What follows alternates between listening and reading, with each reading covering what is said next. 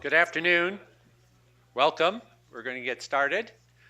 I'm Dick Chason, and on behalf of the Center for TB Research, the Department of Epidemiology, and the Center for AIDS Research, welcome to the 8th Annual George Wills Comstock Lecture. This lecture was established in honor of George Comstock, who passed away in 2007. This is his centennial year. We're delighted to welcome Emmylou Comstock, George's wife, who's joined us today. Thank you for slogging in from Hagerstown. And this lectureship is to commemorate, honor, and carry forward the vision and commitment of George Comstock, who graced these halls here in the School of Public Health for more than 45 years. And when I say he graced the halls, I mean that most literally. He was such a graceful person, graceful figure, a gentle, humble, smart, and unfailingly helpful colleague, friend, mentor, and teacher. And it's in honor of that incredible legacy that this lectureship was established. This year's Comstock lecturer is a very fitting choice following in the footsteps of George Comstock. Megan Murray is a professor of global health and social medicine at Harvard Medical School and professor of epidemiology at the Harvard School of Public Health. And she is a true card-carrying, shoe-leather epidemiologist who has done extraordinary epidemiologic research in her career in tuberculosis. If I might just quickly switch, I wanted to point out some of her early work. She started off as a child prodigy, and the Murray family, father, mother, sister, brother, published a paper in 1978 on iron repletion and infectious diseases in the British Medical Journal. And you can see that Megan was a student team member and co-author, and this augured a very, very brilliant subsequent career. Megan's work began in classical epidemiology of tuberculosis, but she has, like George, spread her wings and really become an extraordinary clinician scientist, taking on the genomics of tuberculosis drug resistance and leading a large multinational program to understand better the genetics of drug-resistant tuberculosis and the impact of certain mutations on the transmission and development of drug-resistant tuberculosis. She's working on iron metabolism from this early start, but now in a much more sophisticated manner, and metabolomics and multiple aspects of tuberculosis epidemiology, pathogenesis, transmission, and control. So we're really delighted to welcome her as the 8th Comstock lecturer. So Megan, we look forward to your talk.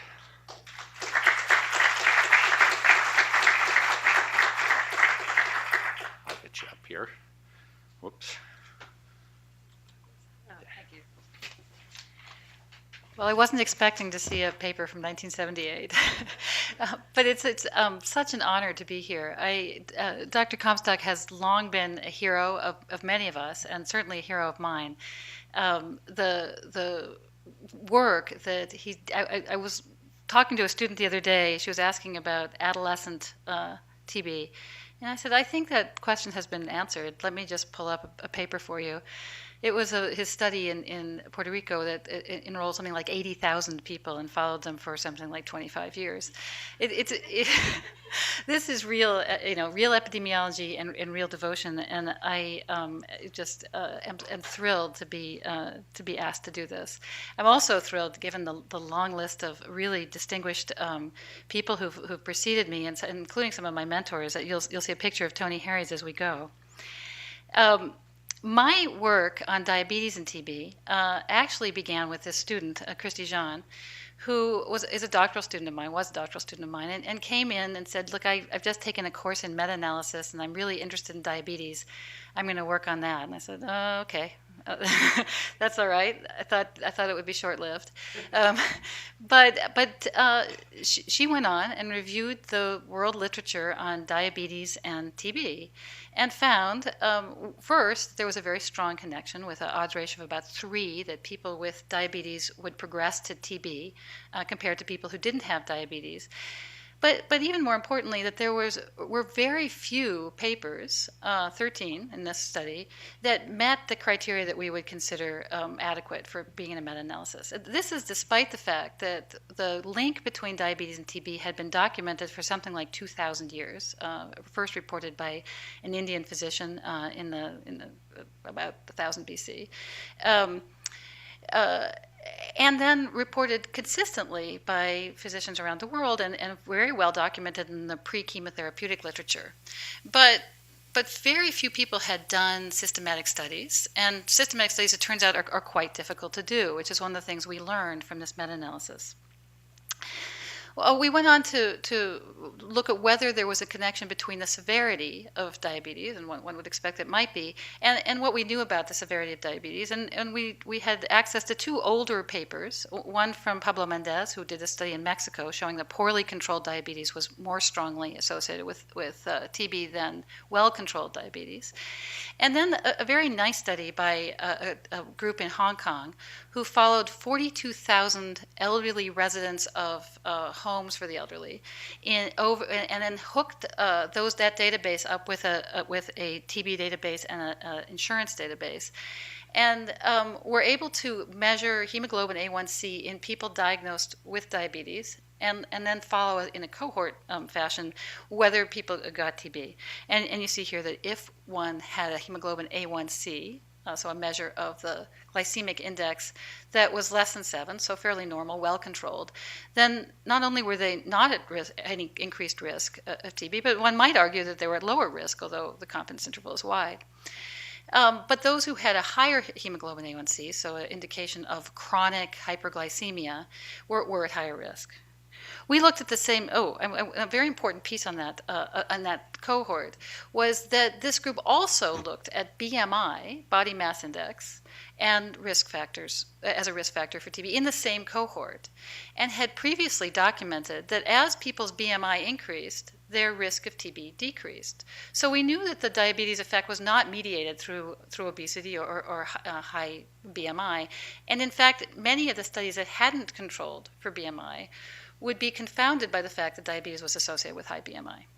So quite interesting. And then this was a meta-analysis done by Knut Lonroth, who showed that as BMI increases, the TB incidence declines across the whole spectrum of BMI from low, 16 or 17, to up to 35. This may be the only disease that obesity actually prevents, but apparently, if I say that at the School of Public Health at Harvard, I think I would get in a lot of trouble, so I try to keep that a secret.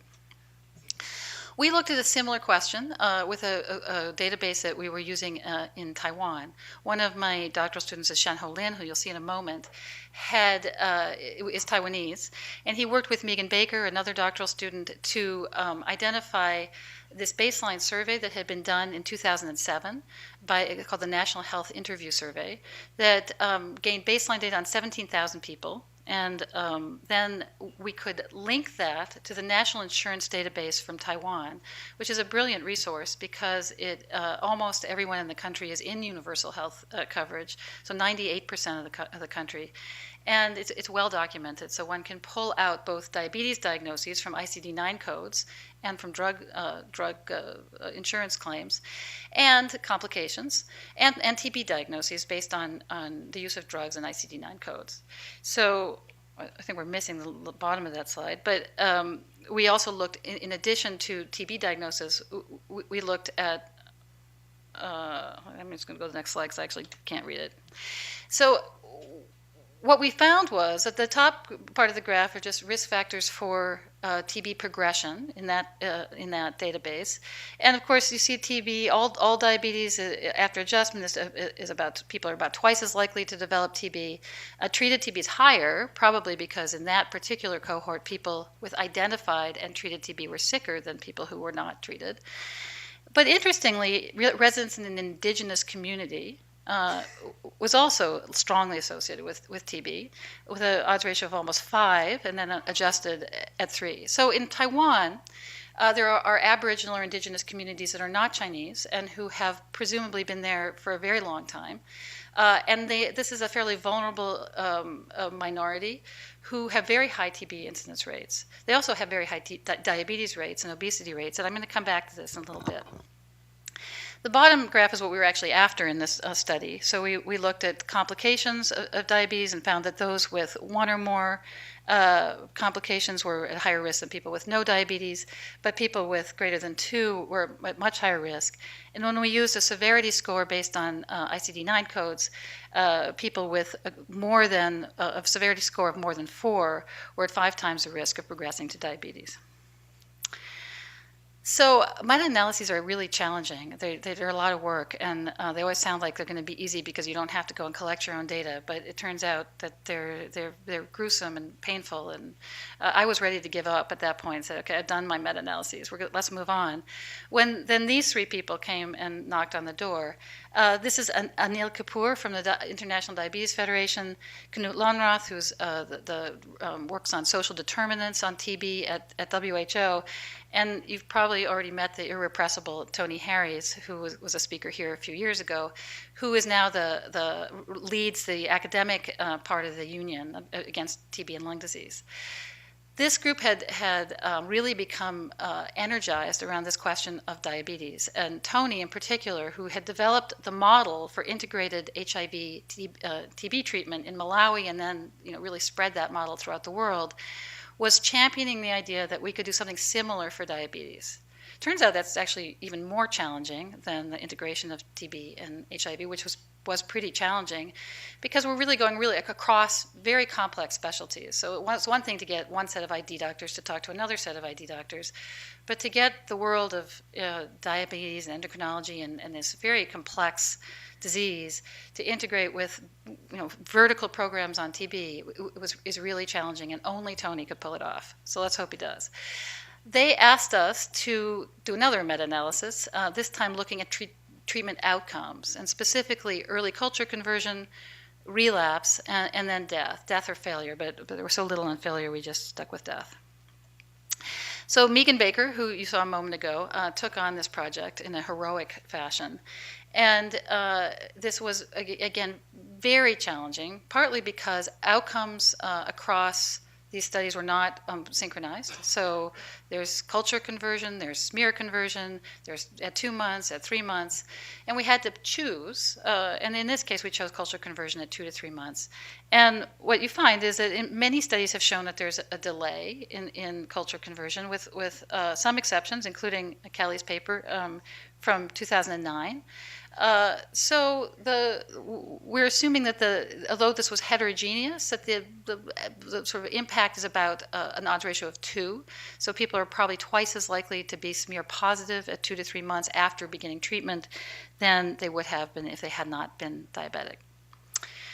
Relapse, again, complicated because it's hard to distinguish relapse from reinfection, but again, and there are very few studies that were well documented, both in terms of diabetes risk and relapse. But here the odds ratio is higher at about 4 across the board for risk in diabetics. Death was even harder. And so we reviewed, as you can see, an enormous number of studies. None of which was some of which, but few of which were of very high quality. And we came up with an odds ratio of 1.89, so people are about twice as likely to die from TB if they were diabetic in this particular iteration of this analysis.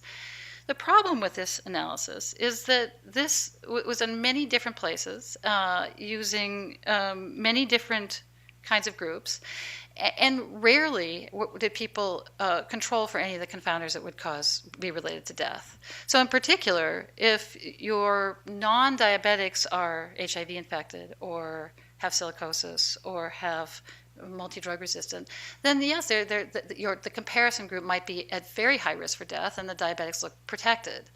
It turns out that relatively few diabetics fell into these categories. So in some of the studies, in particular the ones from Africa where HIV levels would have been high and where there wasn't controlling for these other comorbidities, that's where the odds ratios were lower. When we pulled out the studies that had stratified on age and other important risk factors for death during treatment, we found very few, and almost all of those were from the US, with one exception from Taiwan. But in that case, the odds ratios now jumped up to almost 5. So we assume from comparing this group to a group of people who weren't likely to die from other reasons. The biggest problem with all of these studies is that people many people with diabetes are not detected. Right? Even in the U.S., so that in this colorful slide, right, slide right there is taken from NHANES data. People are about 40% of people who are uninsured are not, and who have diabetes when you do a cross-sectional survey, didn't know they had diabetes. That rate is lower in people who are insured, but in every category of vulnerability, people are more likely to remain undetected. And on a global level, that has been estimated about almost 50%. So 45.8% of diabetes in the world is undetected. Most of that occurs in the countries with low economic status, least developed countries. And if you look at this, what I've circled in red there, you see that these, of course, are going to be the places where TB is particularly prominent, right? Similarly, undetected diabetes occurs at younger ages, particularly in the group between 20 and 30, so when people are first develop type 2 diabetes. And that's also the group in which TB in developing countries tends to occur. So all of these studies had not systematically detected diabetes. There was no screening with fasting blood sugars or hemoglobin A1Cs. Even in that nice study of the 42,000 people in Hong Kong, they were only testing hemoglobin A1C in people with diabetes, and that's for kind of obvious reasons. It's not cheap to do a hemoglobin A1C test in 42,000 people, as we found out subsequently. So at the time that we were working on these social determinants, and I'm not sure if you call diabetes social or biological, but somewhere in between, we were also doing the study that Dick referred to earlier, which is a study of the transmissibility of drug-resistant TB. And we were doing this in a big population of vulnerable people living in the shanty towns outside of Lima, or around Lima. And that study was designed to measure transmission, but because we needed to enroll an enormous number of people who were both index cases and their household contacts, we were able to look at risk factors for a number of other things, other host-related risk factors for transmission, host-related risk factors for disease progression given that one had been infected, and host-related risk factors for disease outcomes. So it was a big study, and it took about 6 years. This is basically the structure. We went into households. We identified a number of contributing health centers. Those health centers identified all consecutive index cases. We enrolled consecutive index cases. Then we went to their households and tried to enroll their households. We followed index cases and secondary cases for disease outcomes, and we followed household contacts for infection and disease. I showed you a bunch of the people who were working on it in Boston, but of course there was a much bigger group of people working on this in Lima. At one point we had 250 people who were collecting data in this very complex city, and there they are, and they're absolute heroes. These are the kinds of places we were working. So if you fly into Lima and you go to the beach or the waterfront, it looks like a beautiful, modern, glittering city. About 1 million people live in that part of Lima. The other 10 million live in the periphery, and many of them live in circumstances like this. The higher up these desert hills that one goes, the poor people are. These people are unlikely to have electricity, running water. They only share toilet facilities, and this is the kind of circumstance in which we followed patients. So here's the basic study design. We ended up enrolling 4,500 index patients. We followed them at 2 months, 6 months, 12 months, and 2 years for disease outcomes, including smear conversion at 2 months, treatment outcomes, and then relapse. We followed 14,000 household contacts for baseline infection, and then 2, 6, and 12-month infection and disease. So what I'm showing you here is a nested case control study addressing the question of whether diabetes increases poor treatment outcomes. We're also addressing, still looking at relapse, whether diabetes increases relapse, infection, and disease progression. But among these 4,500 index patients, we had we took out people who are HIV positive. We took out those who declined to provide a blood sample at baseline. So we collected blood on everyone who was willing to give us blood, both index patients and household contacts. Turns out this is a community that doesn't like to give blood, and so that was our biggest problem. That about of the 3,000 and plus HIV negative, culture positive patients, 1,300 declined to give blood. Of those who remained, there were about 1,700. And then we looked at who failed or died and compared them to people who were treated but did not fail and die, and pulled out their blood samples, went back and tested hemoglobin A1C. So an important thing to notice here is that giving blood at baseline is a strong predictor of how well you do. So we could tell people that in the future and hope that they give blood. But the 3% of people in the group that did not give blood died, while only 1.3% of people who were in the group that gave blood died. So we think that this has more to do with education levels and social risk factors, and we don't think it has an impact on whether diabetes changes one's outcome, but it's always possible that it might.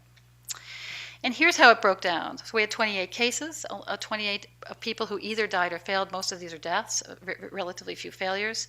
108 matched controls, matched on age, sex, and MDR status. We hadn't removed the HIV, so we were trying to keep causes of death out of the picture.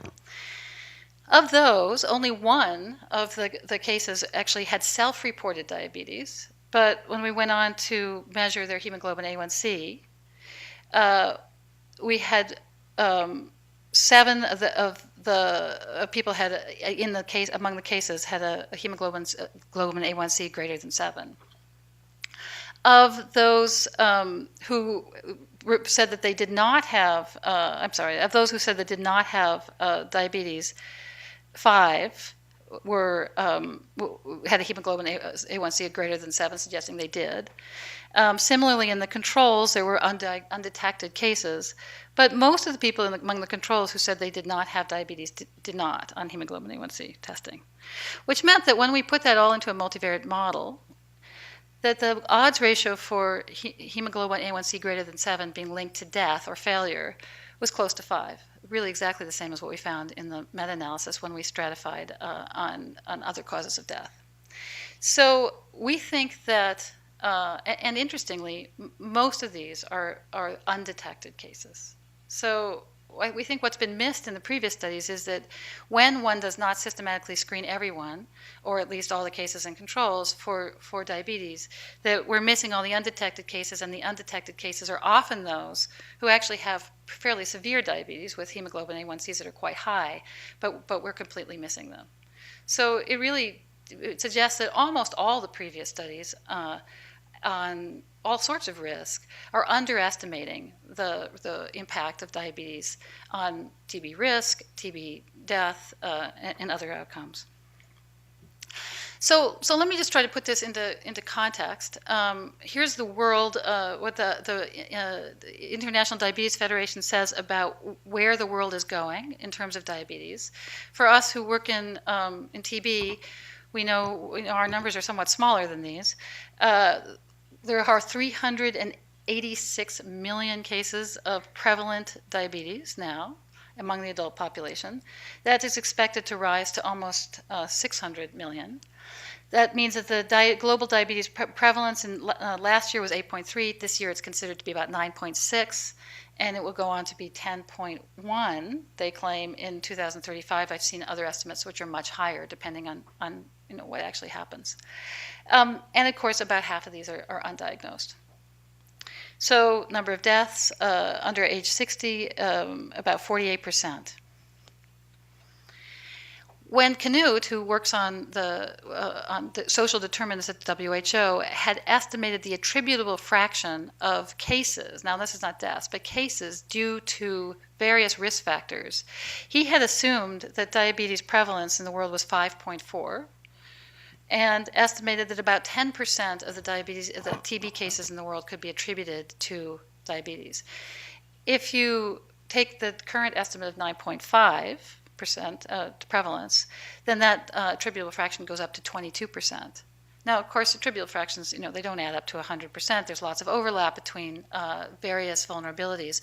But interestingly, diabetes is one of the vulnerabilities that tends to not be associated with HIV, malnutrition, obviously, alcohol, and smoking. So it tends to be the one that doesn't overlap as much with the others. So what's going to happen? Well, this is Jeremy Goldhaber-Fiebert, now at Stanford, who was doing some modeling with us back in 2011. If you look at countries' income, right, we know that TB tends to occur in poor countries. We tend to think of diabetes as a disease of wealthy countries, but increasingly that is shifting. And so especially when we look at undetected diabetes. So as that curve moves to your left, we're going to see an overlap between the countries in where TB is spreading and the countries where diabetes is increasingly common. And that overlap is really kind of obvious from these maps. If you look at what we expect to happen in Africa, we expect to see a 109% increase in diabetes between 2013 and 2035. Similarly, as you go down the list, the Middle East is expected to increase, Southeast Asia, it's expected to increase. All places where of course, the TB epidemic is really raging. A couple areas are really worth pointing out even now. And one of them is the Western Pacific. So if you look at this prevalence of diabetes by region, in blue is 2010, in red is 2030. The Western Pacific, as you can see, is the highest, with almost something like 79 million people involved now. It's a small region compared to others, and then estimated to drastically increase. And the countries, the top countries with diabetes, the highest diabetes prevalence in the world, are actually in the South Pacific, so Pacific Islanders. And this is American Samoa, Tokelau, and Micronesia, with rates as high as almost 50% of the population being diabetic. So our colleague and friend from the CDC, Richard Brostrom, who works on TB diabetes in the South Pacific, says that almost 100% of tuberculosis patients are diabetic in that setting. And that's is kind of interesting, because I just wanted to draw this back to the point I had made earlier about indigenous populations from Taiwan. It turns out that most of the South Pacific is inhabited by people who were originally indigenous groups living in Taiwan, who presumably, there was a timeline, this was something like 2,000 or 4,000 years ago, moved from Taiwan and inhabited the South Pacific Islands. So there's probably a genetic component related to both diabetes and TB. Both of these groups are at very high risk for both diseases. And of course, there's this other really alarming and concerning finding, which is that in people who've been born in years of privation, so famine, starvation, those people are way more likely to go on to develop diabetes later. This is a study from Austria, and it looks at years of birth, the years in which TB, the excess risk of diabetes is high, are also years in which there were low economic status and there were famines. So if this data has been repeated in Nigeria, in Finland, in China, and it strongly suggests that there's an association between early deprivation and later diabetes. Okay, so I hope I've convinced you that diabetes accounts for a substantial portion of the global TB.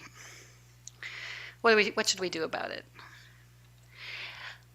Shen-Ho Lin, who did some of the early work, is now a professor in Taiwan, did a nice modeling study that came out earlier this year, looking at what would happen if we could reduce diabetes.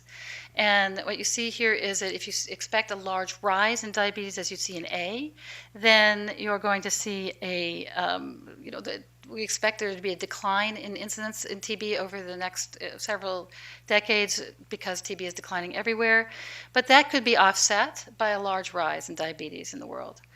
If we had an intervention that was aggressive in green, we might see a much more steep decline in TB incidence.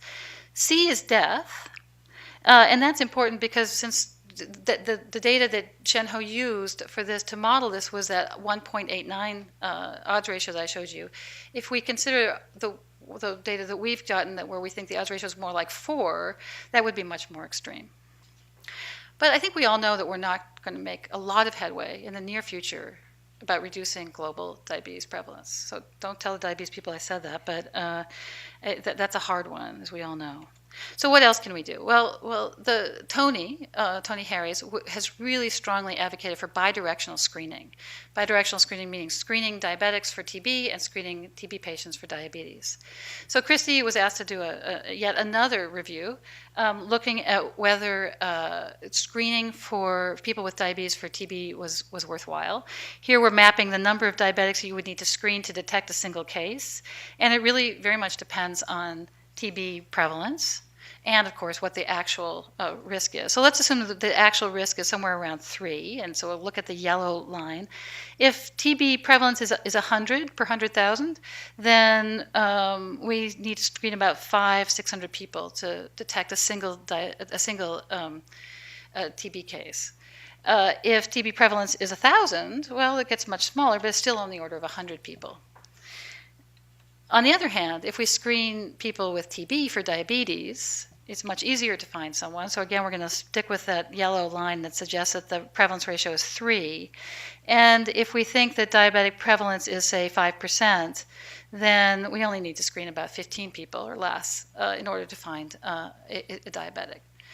If we're going to reduce if we can intervene in some way to reduce that risk of death that is 4 times higher than other people, then this is a very cost-effective strategy, depending on whether we can actually have an impact on these patients. So what should we do if we screen them and find them? We can take care of their diabetes. Many of them aren't detected, as I said, and they could be put on diabetes treatment, but there have been no studies to show that that's actually effective in improving outcomes. We don't know the optimal diabetes agents in this context for how should we be treating people. We don't know if people should be treated for longer if they have diabetes. Would a 9-month course or a 12-month course be better than a 6-month course? And we don't know if they should be put on higher doses of drugs. But I'm hoping that people working on pharmacokinetics will tell us at some point. One of the things we did find in our group, the small group of people that had undetected TB, had detected diabetes, and who didn't, only one of whom actually died, is that almost all of them were not only being treated with multiple drugs, but being switched back and forth, which we take as a sign that they were being at least actively managed, if not well managed. And almost all, except one of the controls, were on at some point on metformin, which I'll come back to in a minute. Okay, so now I want to really shift gears and tell you what we've been thinking about in our own future research plans. What usually happens at this point in this kind of lecture is that people then start to talk about the various immunological defects that people with diabetes have, and there are many. They start at the level of the macrophage and they go all the way through T-cell immunity. But I'm going to bypass that because I think that there may be something that's very specific to TB, and it's not just a general immune defect that we're talking about.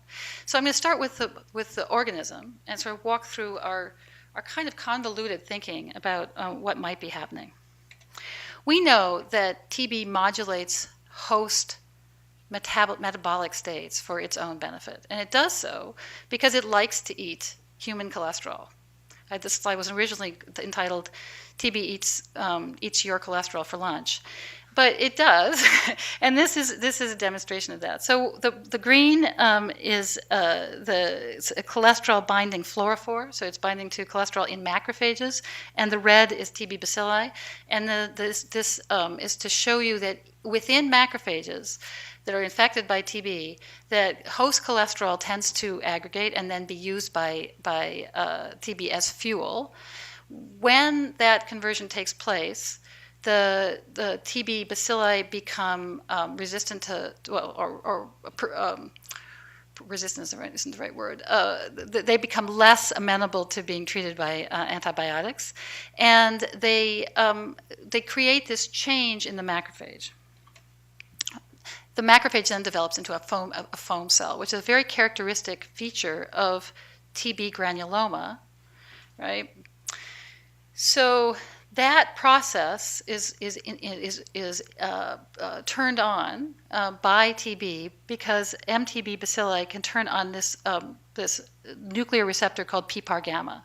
So it turns out that PPAR gamma is very much involved in diabetes, but actually, somewhat paradoxically, PPAR gamma agonists are thought to be effective diabetes drugs. So rosiglitazone, the infamous Avendia, is a PPAR gamma agonist, but when TB infects macrophages, it turns on PPAR gamma, and presumably that has something to do with the development of foam cells.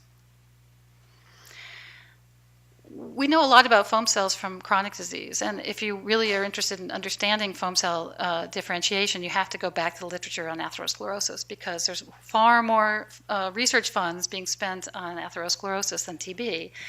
And we know quite a lot, assuming that these are very similar phenotypes. So we know that the differentiation of macrophages into foam cells in atherosclerosis involves this PPAR gamma, a family of nuclear receptors. We know it involves scavenger receptors, and then we know it turns on iconocytes that are also relevant in TB. And we know the resulting foam cell looks very much like the foam cells in TB granulomas. Furthermore, we know that insulin blocks many of the steps in the formation of foam cells. So those foam cells tend to aggregate in these TB granulomas. This is a cartoon of a TB granuloma. What's interesting about it is that you have this sort of rim outside the granuloma of T and B cells. You have, within this central caseous area, you have dendritic cells and giant cells, but you also have these TB foam, these foam cells, macrophages, that then release their cholesterol, which is host cholesterol, into the center. That becomes the caseum that is then filled with TB bacilli, and that's what people are coughing up, and that is what is transmitting TB when people transmit. We also know that autophagy, or autophagy, plays a role in protection against MTB, as well as in preventing the development of foam cells and in preventing type 2 diabetes. Autophagy is a catabolic process that happens within cells that involves degradation and recycling of unnecessary and dysfunctional cellular components. In the context of disease, it's been considered an adaptive response to stress. It's a complicated topic, and one that is being very actively researched now. But we do know that autophagy is involved in the efflux of cholesterol out of foam cells in atherosclerosis, that without autophagy, we tend to end up with foam cells that contribute to atherosclerosis. And we know that a similar process takes place in MTB. And I've put in that box the things that induce autophagy in MTB. Among them are vitamin D, interferon gamma, and a drug that's not listed there but is here, metformin. So metformin has recently been identified as an autophagy agonist, and has not only the most commonly used oral hypoglycemic in the world, and one of the most effective anti-diabetes agents, but it also is an agonist of autophagy. Okay. So we also know that not only do we see these macrophage changes when TB infects a host, but we also see very profound systemic metabolic changes.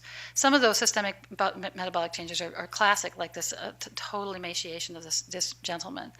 TB patients are classically, just extremely cacaxic. In fact, the cacaxin was named because of the cachexia experienced by TB patients. We know that decline in weight is associated with a decline in leptin, which mediates appetite and is a crucial player in the complex pathways of diabetes. And we know that as people are treated, their leptin levels go up. We also know that people start out hyperglycemic in TB even when they don't have diabetes, and that over treatment their sugar levels decline. We know that leptin not only mediates appetite and metabolic pathways, but a whole host of immune pathways, including most of which are on the pro-inflammatory side, including cytokine induction by macrophages on the early immune responses to Th1 responses and a decline in Th2 responses. And we know that a new drug, metroleptin, which is a recombinant leptin, can be used, which is now proposed and is in evaluation for use as an anti-diabetic oral hypoglycemic agent, can be used to stimulate immune responses in people who of low weight people, and in particular immune responses to PPD. So you see in this D graph that this group treated anovulatory women who are cachexic with metroleptin and saw this improvement in T cell function. When people are treated with metroleptin, they turn on a whole bunch of pathways, one of which is the differentiation of dendritic cells through a CD1 pathway. So CD1 are glycoproteins that are like MHC, but they work in antigen-presenting cells, but what they present is lipid rather than protein. Of course, TB is packed with lipid, and there's an argument that the most common antigens presented are actually lipids, not proteins. We know that CD1 is not only a marker of dendritic cell differentiation, but it also presents mycobacterial lipid, and it does so to a class of T cells that have recently been described, which are a conserved new human T cell population this is work done by Branch Moody, that are believed to target mycobacterial antigens and may play a role in immunity to TB. So, back to this graph, just to remind you of that. This is the decline in sugars in people who are being treated. A great model for working in this field is our guinea pigs. Guinea pigs, we're particularly fond of guinea pigs because they came originally from the Andes and so they are common in Peru. They're actually eaten, sadly, for food in Peru, but also taken out on special occasions. But they are very interesting models because they do two things that other rodent models don't do. They have lipids that look very much like human lipids. So if you look at the other rodents and then humans, you see that the LDL and HDL are very similar in humans and in guinea pigs. And they also express CD1, which none of the other rodents do. So one could ask, why is this particular rodent have this kind of fat metabolism? What does it have something to do with CD1? We like to think, high altitude, Andes cold, has something to do with metabolism, but we don't know. But Randy Repsaraba, who's a colleague of ours, has been working on developing a diabetes model in guinea pigs. This actually was not the diabetes model. This data was just infecting guinea pigs with TB. He found this diabetes-like picture then emerged in guinea pigs that were not previously diabetic, reproducing this picture of hyperglycemia in humans.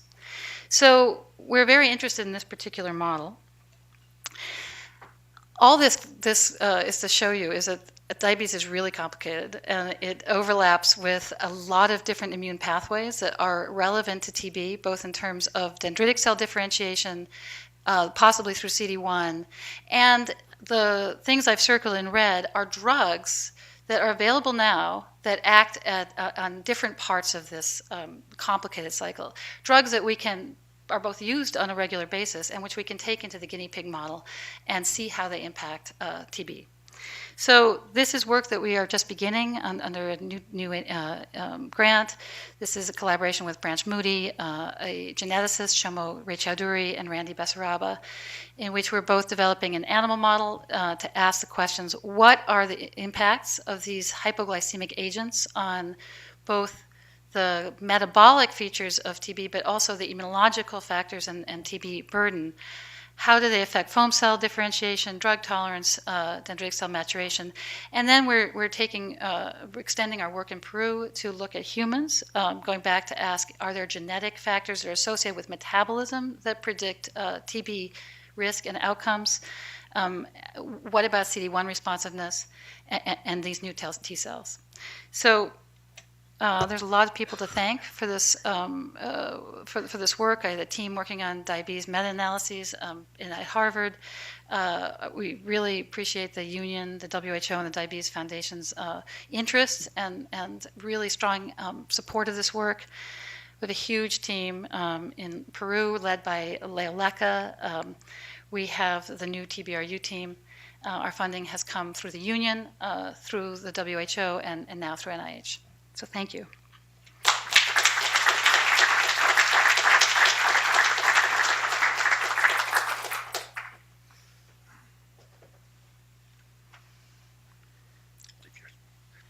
Thanks very much, Megan. We have time for questions, so we'll open it up.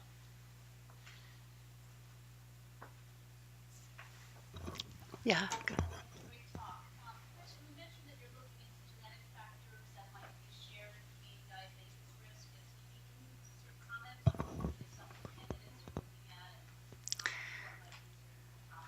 Yeah, so this is the idea here. You know, there's been a number of GWASs, and one just came out this last week, looking at genetic, the genetic determinants of TB risk. What we wanted to do, which is a kind of a take on this, was to do something called Mendelian randomization. So we assume that while things like low BMI, LDLs, HDLs, etc., sugars, are influenced by environmental factors, what people eat, how they live. Presumably their genes are not influenced by those environmental factors. And so if we look for metabolic, for genes that we know predict certain metabolic traits and ask, do those also predict TB risk? We thought that this would be a good approach. So the idea is we're starting out with exome sequencing in a small pilot of TB cases. One of the interesting things about our population in Lima is they are from the Andes. These are people who have come recently to Lima during the political unrest of the 70s, 80s, and 90s, and most of them were not originally Spanish-speaking. They're Quechan-speaking. So they're a population that has not been well studied genetically, but a very interesting high-altitude population that's now been moved. We're also developing a genetic risk score related to low BMI, high BMI, adiponectin, diabetes. There's about 7 metabolic traits for which there's relatively well-defined genes. So we will look at those, and then whatever we pull out of the exome sequencing study, and whatever we can afford to put into an exome chip for this group of 1,500 cases and 1,500 controls.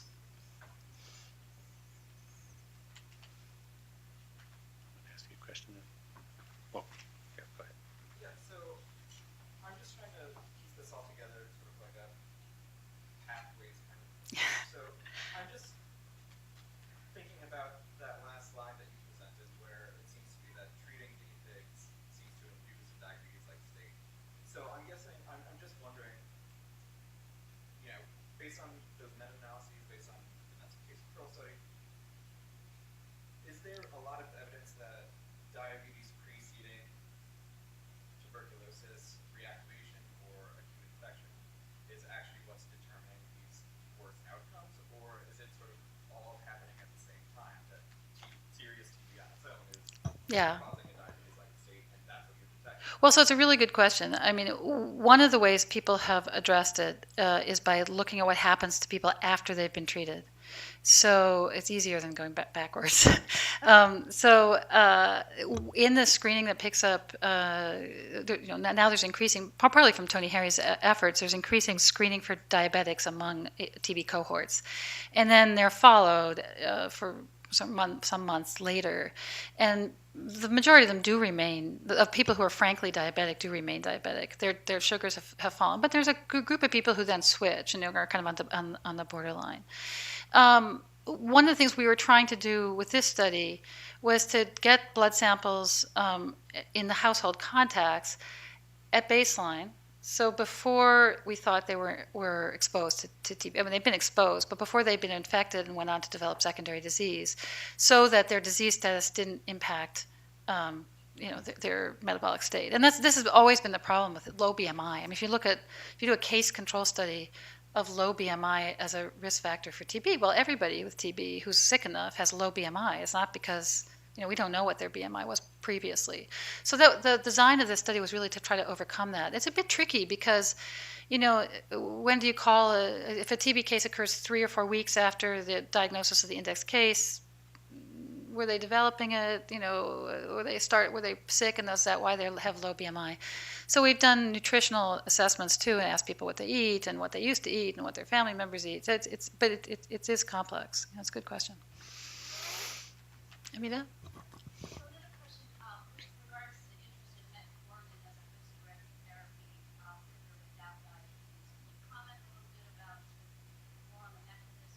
Sure.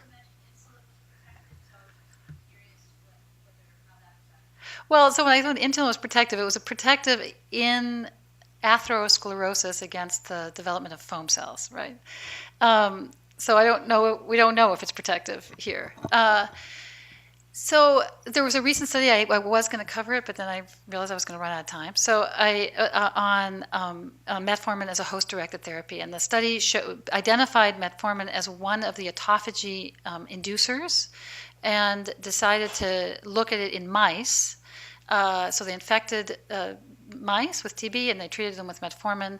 The metformin alone treated group didn't do much. They were very sick, but treated with INH, that group did better than the INH alone did. So the idea is that by stimulating autophagy, perhaps as a immunological therapy in conjunction with antibiotics, that we saw better outcomes in mice. And then the same study, which just came out in Science Translational Medicine, went on to look at a patient cohort from Singapore, and they compared diabetics who got metformin, who had TB, and diabetics who didn't get metformin who had TB. And they showed that the people who did not get metformin did quite a bit worse in terms of death rate. So I think the death rate in the non-group was 10%, and the death rate in the metformin group was like 4%. The problem there was that they mixed people who were treated with other drugs with people who weren't treated at all. So it's kind of difficult to interpret.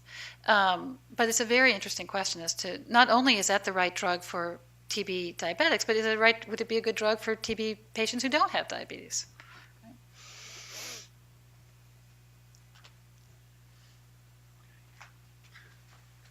All right. Well, I'd like to thank Megan for a really elegant and spectacular talk. George Comstock always prided himself on not being a one-trick pony. He had very broad interests. He worked in cancer. He worked in cardiovascular disease and nutrition. And I think, Megan, you are certainly extending that approach to epidemiology by bringing in so much more science and so many new disciplines to address what's going to be a huge problem in the future.